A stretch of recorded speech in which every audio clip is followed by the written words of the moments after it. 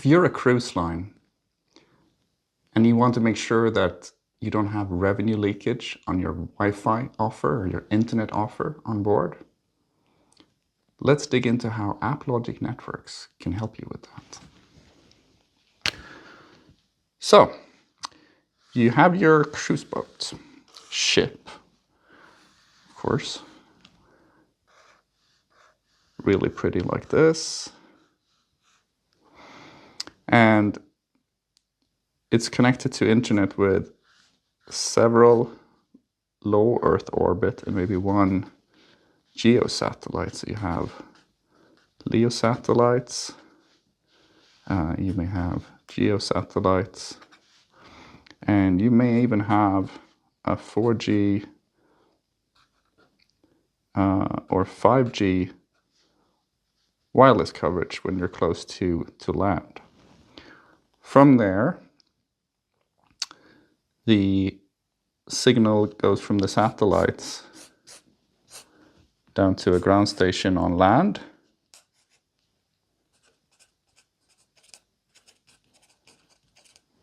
And from there, very typically passes through an AppLogic Networks box before it hits the internet, and similar for the LTE traffic.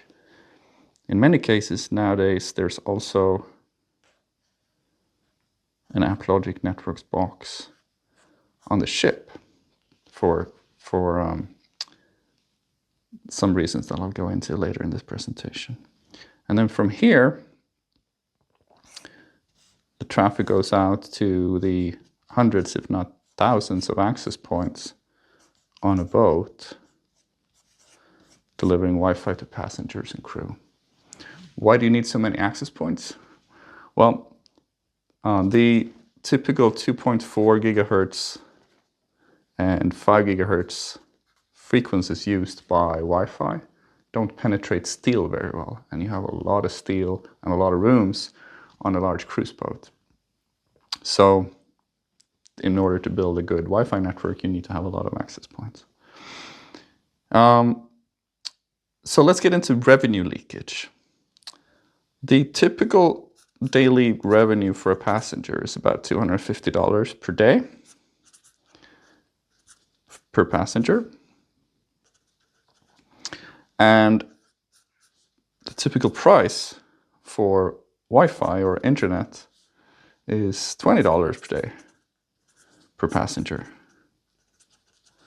or roughly 8% of revenues. So it's a significant part of the revenues for the cruise lines. Hence, you want as many passengers as possible to use it and pay for it. But that brings us to revenue leakage.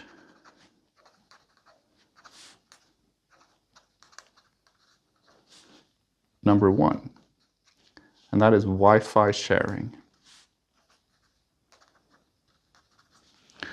Wi-Fi sharing is when one passenger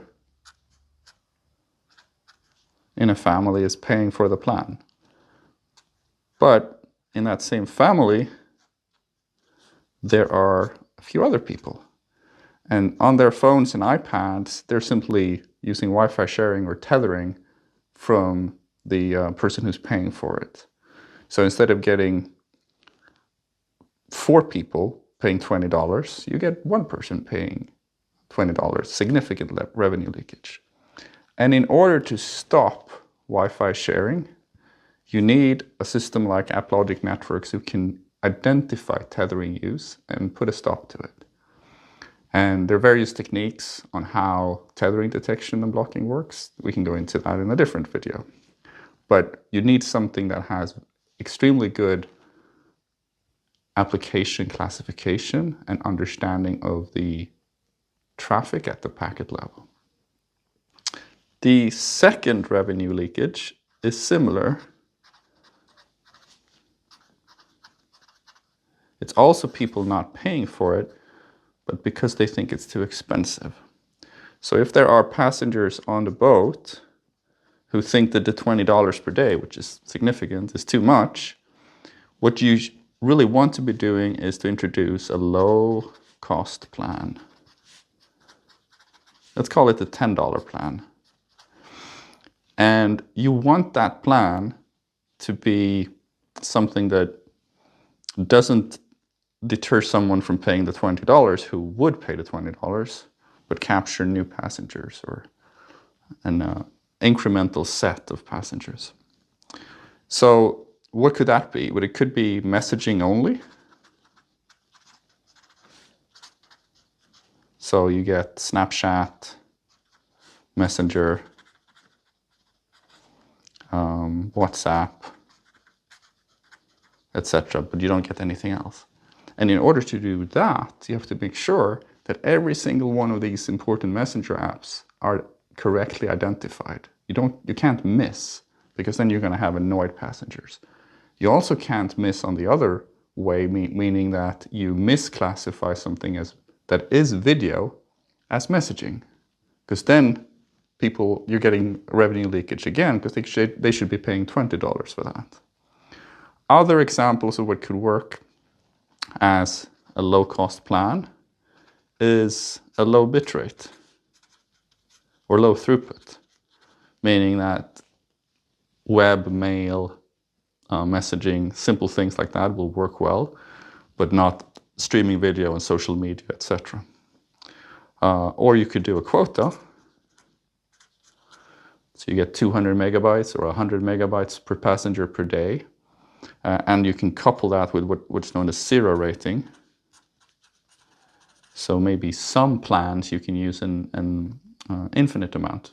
So you can zero rate a quota for 100 megabytes and then do zero rating for messaging. So it doesn't matter how much messaging they do, which is as a passenger benefit, but it's still someone who is interested in social media, which will be all the kids, will still pay the $20. And there may be lots of other examples. So these are two revenue leakage examples where application classification is critical in order to create these plans without having leakage or customer care situations where the passengers are unhappy. Other things that cruise lines often use AppLogic Networks for is acceptable use policy.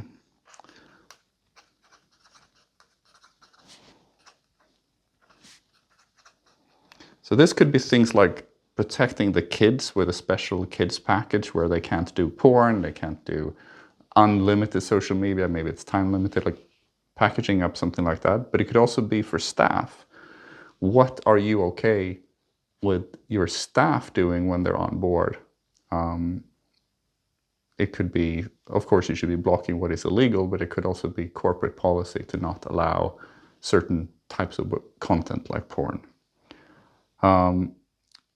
Also, what tends to happen on board is these access points will not be perfect. You will have Wi-Fi congestion.